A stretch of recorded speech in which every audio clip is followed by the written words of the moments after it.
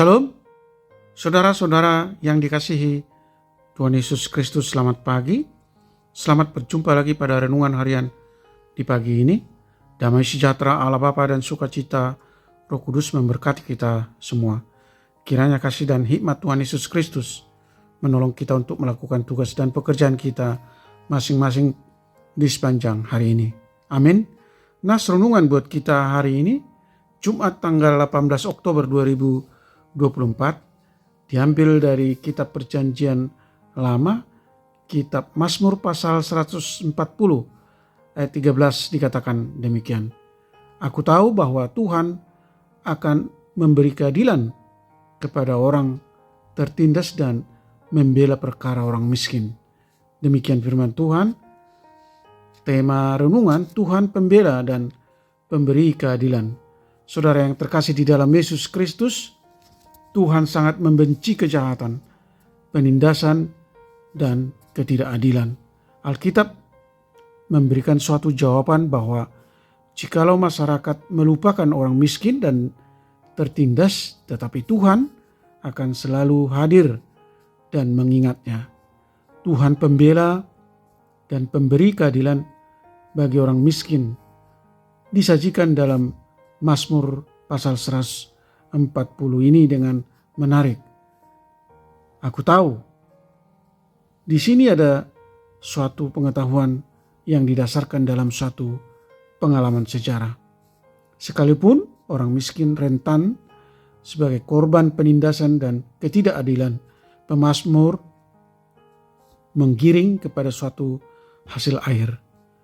Jangan salah, jika orang kuat dapat leluasa melakukan kejahatan, jika para penindas dan pelaku kejahatan dapat beroperasi dan bahkan sukses melakukan propaganda di tengah-tengah masyarakat, ingatlah bahwa Tuhan akan campur tangan.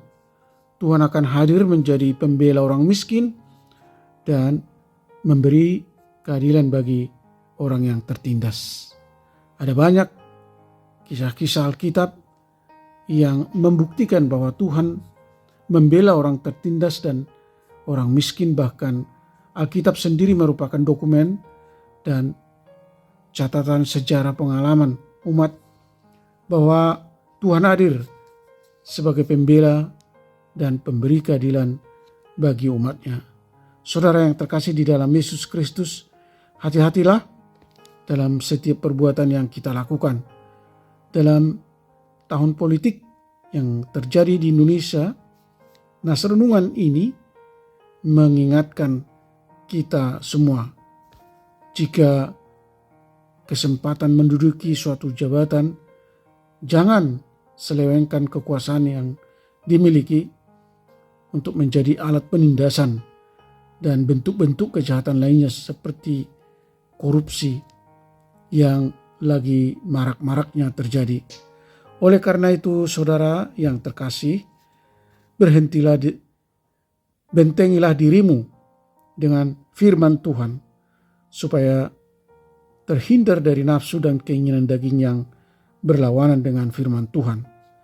Tuhan memberkati saudara dengan melimpahkan segala kebaikan dalam hidup saudara.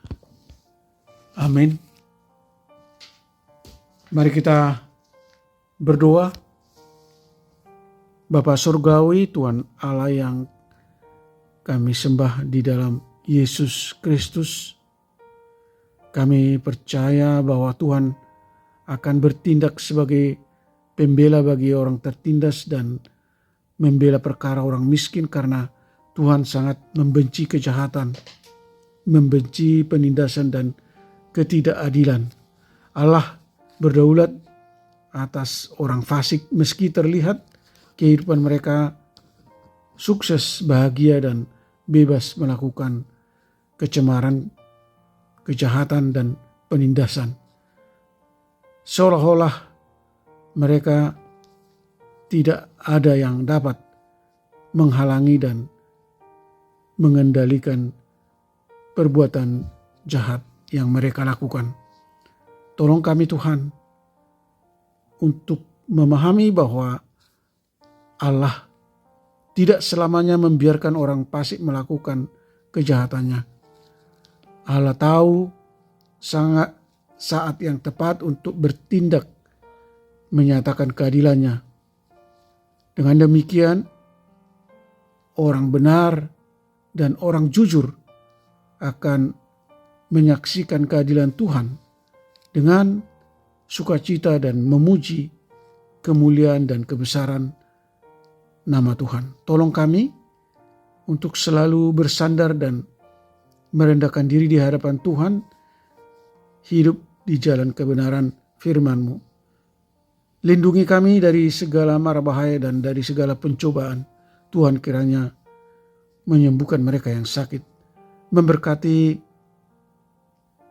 tangan-tangan dokter, para medis, dan obat-obatan untuk menolong kesembuhan pasien-pasien yang dirawat di rumah sakit atau dirawat di rumah mereka masing-masing. Tuhan kiranya menopang dan menguatkan mereka yang lemah dan letih lesu dan berbeban berat.